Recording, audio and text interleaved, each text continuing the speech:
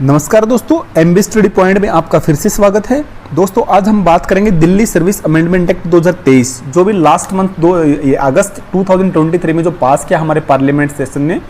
उसके बारे में। तो दोस्तों जैसा आप सबको पता है कि मई 2023 में हमारे प्रेसिडेंट ने जो है इसको पास किया था एज ए ऑर्डिनेंस जो अध्यादेश टाइप जारी किया था कि इस टाइप का जो है कानून बनेगा। और ये कानून बाद में जो है दोस्तों जब पार्लियामेंट का सत्र जो शुरुआत हुई थी इसकी अगस्त में मानसून सत्र में, तो उस समय इसको पास कर दिया गया है। तो इसके बारे में हम बात करेंगे कि ये क्या है, ये क्यों लाया गया और इसके लाने से क्या क्या चेंजेस आ सकते हैं, हमारे जो दिल्ली गवर्नमेंट का जो है इससे क्या फायदा हो सकता है और क्या नुकसान हो सकता है इसके बारे में। तो दोस्तों सबसे पहले हम देखेंगे दिल्ली सर्विसेज अमेंडमेंट एक्ट है क्या। तो ये जो बिल है दोस्तों, ये बिल के बनने से क्या होगा कि जो पहले जो हमारे जो ब्यूरोक्रेट थे दिल्ली के अंदर, उनका जो पोस्टिंग थी, उनका जो ट्रांसफर था, उससे रिलेटेड या उनसे रिलेटेड और भी कोई गाइडलाइंस जारी करनी थी, उनका जो कंट्रोल था वो था पहले दिल्ली गवर्नमेंट के हाथ में,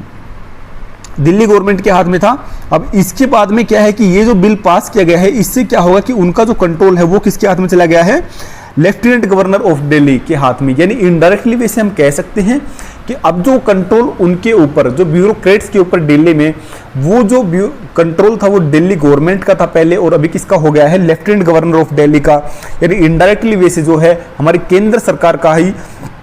हम बोल सकते हैं कि कंट्रोल उनके ऊपर हो गया, क्योंकि लेफ्टिनेंट गवर्नर जो है हमारी केंद्र सरकार के द्वारा ही अपॉइंट किए जाते हैं, प्रेसिडेंट के द्वारा अपॉइंट किए जाते हैं। अगर हम देखें कि बैकग्राउंड क्या है इस मुद्दे का, क्योंकि दोनों जो हैं, केंद्र सरकार इसके ऊपर सहमति जता रही है कि ये जो कंट्रोल है ये केंद्र सरकार को ही दिया जाना चाहिए, क्योंकि जो ब्यूरोक्रेट्स जो होते हैं जो हमारे, वो क्या केंद्र सरकार के अंडर में होते हैं। और दूसरा जो दिल्ली गवर्नमेंट ये कह रही है कि नहीं, वो कंट्रोल जो है दिल्ली गवर्नमेंट को दिया जाना चाहिए, कि जो उनको जो अलॉट हो रखे हैं जो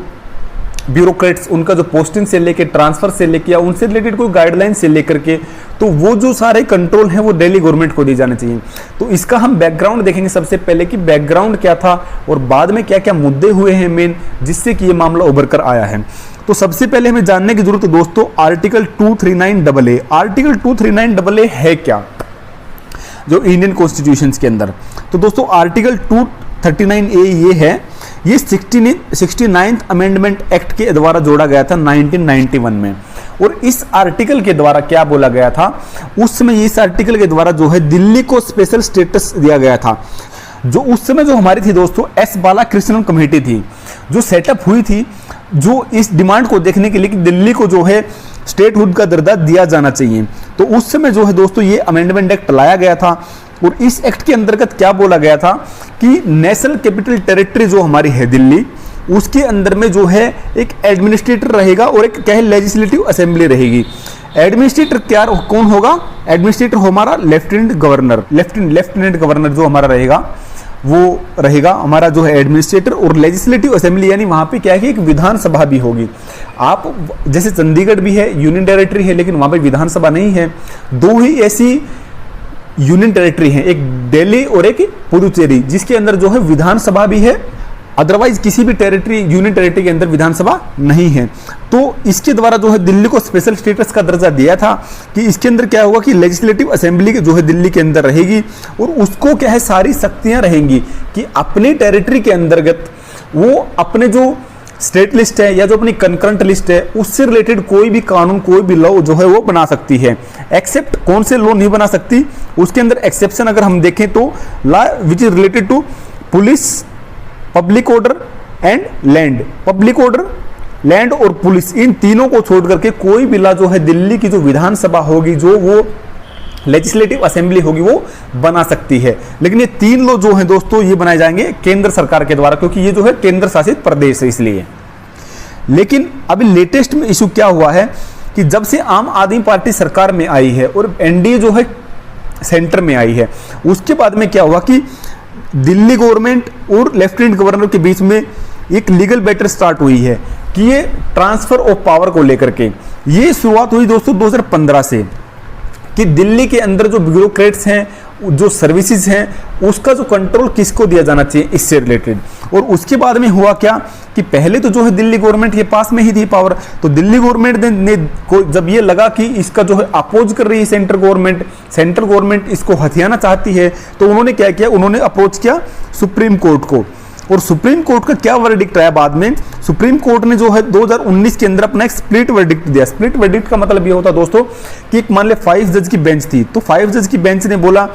किसी बंदे ने बोल दिया, 2 बंदों ने बोल दिया कि हाँ ये दिल्ली गवर्नमेंट को दिया जाना चाहिए, 2 बंदों ने बोल दिया कि ये उसको दिया जाना चाहिए, सेंट्रल गवर्नमेंट को दिया जाना चाहिए, एक बंदे ने बोला कि वो दोनों में सहमत है। मतलब ऐसा स्प्लिट वर्डिक्ट आया, कोई मतलब क्या है कि क्लियर वर्डिक्ट नहीं आ पाया उसके अंदर। लेकिन जब 2003 में जो है अभी रिसेंटली जो है 5 जज की जो बेंच थी, जिसको लीड किया था हमारे जो चीफ जस्टिस ऑफ इंडिया हैं, उन्होंने क्या बोला, उन्होंने बोला कि दिल्ली गवर्नमेंट को ही जो है इसकी पावर दी जानी चाहिए, जो सर्विसेज का जो कंट्रोल है उससे रिलेटेड, ब्यूरोक्रेट्स के जो कंट्रोल से रिलेटेड। लेकिन बाद में क्या हुआ, बाद में हुआ ये कि सेंट्रल गवर्नमेंट ने जो है ओवरटर्न कर दिया सुप्रीम कोर्ट के डिसीजन को, कि हम उन्होंने उनको एक्सेप्ट नहीं किया, और दिल्ली के अंदर में क्या है, और एक मतलब क्या है कि अध्यादेश जारी किया मई 2019 में, और उससे प्रेसिडेंट के उसके ऊपर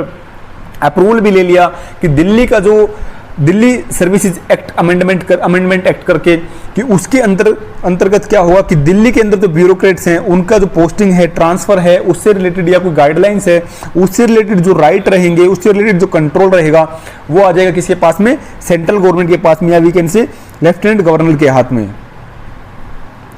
इसके बाद में दोस्तों हुआ क्या कि मान लो चेंजेस क्या आएंगे इससे, इसके मतलब ये एक्ट फिर उसके बाद में अध्यादेश जारी किया गया, ये एक्ट चला। एक्ट के बाद में क्या है कि मानसून सत्र जब हमारा पार्लियामेंट का जब हमारा सेशन शुरू हुआ, तो उसके बाद में इसको अप्रूव करवा लिया गया था, और इसको मतलब कानून का रूप दे दिया गया है। अगर आप इसकी डेट देखें तो 11 अगस्त को जो है प्रेसिडेंट ने अपने साइन कर दिए हैं, तो ये मतलब कानून बन गया है। अब इसके बाद में चेंजेस क्या आए हैं इसके अंदर में, चेंजेस इसके अंदर आए हैं दोस्तों, establishment of NCCSA, national capital civil service authority को जो है एस्टेब्लिश किया गया है। वो मतलब क्या है कि लेफ्टिनेंट गवर्नर की हेल्प के लिए आप बोल सकते हैं किस्म से, कि मतलब ये जो कमेटी जो बनेगी, ये national capital civil service authority जो बनेगी, ये किसको मतलब अपनी रिकमेंडेशन देगी, लेफ्टिनेंट गवर्नर को देगी, और फाइनल डिसीजन किसका रहेगा, लेफ्टिनेंट गवर्नर का रहेगा। किसी भी जो ब्यूरोक्रेट्स की उसकी पोस्टिंग से लेके उसके ट्रांसफर से लेके इससे संबंधित जो फाइल्स होंगी, दिल्ली सर्विसेज से कोई भी रिलेटेड उससे रिलेटेड कोई भी फाइल होगी, उन सब का जो अप्रूवल, जो लास्ट अप्रूवल दिया जाएगा, that will be given by lieutenant governor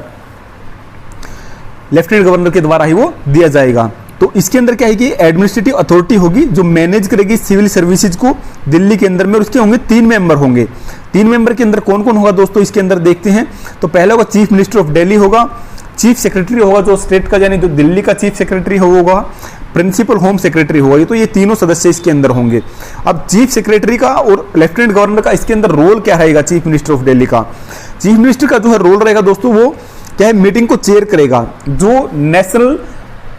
capital civil service authority की जो मीटिंग है उसको वो चेयर करेगा, और डिसाइड करेगा कि किस दिन वो मीटिंग रखी जानी चाहिए, और उसको जो है मतलब जो भी डिस्कशन होंगे उसको क्या है प्रिसाइड करेगा, उसके ऊपर क्या है मतलब डिसीजन लेगा, और डिसीजन लेकर के वो क्या उसको फॉरवर्ड करेगा किसके पास में, लेफ्टिनेंट गवर्नर के पास में। और लेफ्टिनेंट गवर्नर का रोल उसके अंदर क्या रहेगा कि फाइनल डिसीजन मेकिंग अथॉरिटी की, उसके ऊपर क्या फाइनल डिसीजन लिया जाना है वो रहेगा लेफ्टिनेंट गवर्नर का। और उसके बाद में लेफ्टिनेंट गवर्नर के पास पावर रहेगी, अगर वो उससे उनके डिसीजन से जो उन्होंने फॉरवर्ड किया है उसके पास में, अगर वो उससे खुश नहीं है तो अपने विवेक के आधार पे वो उसको क्या है रिटर्न कर सकता है, दोबारा उसके ऊपर मतलब रिव्यू ले सकता है, और क्या है कि वो अपना इंडिपेंडेंट डिसीजन भी ले सकता है किसी ब्यूरोक्रेट की ट्रांसफर या पोस्टिंग से संबंधित। तो इस सब मुद्दे को समझ के हमें दोस्तों एक बात पता चल जाती है कि इसके अंदर क्या है कि कहीं ना कहीं लेफ्टिनेंट गवर्नर को जो है पावर जो है ट्रांसफर कर दी गई है, जो पावर पहले दिल्ली गवर्नमेंट की थी ब्यूरोक्रेट्स के ऊपर में, वो भी ट्रांसफर हो गई है लेफ्टिनेंट गवर्नर को। और इसीलिए जो है दिल्ली गवर्नमेंट इसका अपोज कर रही है। दिल्ली गवर्नमेंट का कहना यह है कि दिल्ली को जैसे स्पेशल स्टेट का दर्जा दिया गया है, एक यूनियन टेरिटरी है बट एक लेजिस्लेटिव असेंबली के अंडर में ये है, तो इसको जो है अपना ये स्टेटस मेंटेन इसका दिया जाना चाहिए, और ये जो पावर है ये क्या है दिल्ली गवर्नमेंट के पास में ही होनी चाहिए। और इससे इसी को लेकर के उन्होंने सुप्रीम कोर्ट के अंदर पिटीशन लगाई है कि इस बिल को जो है, इस कानून को जो है खारिज किया जाना चाहिए।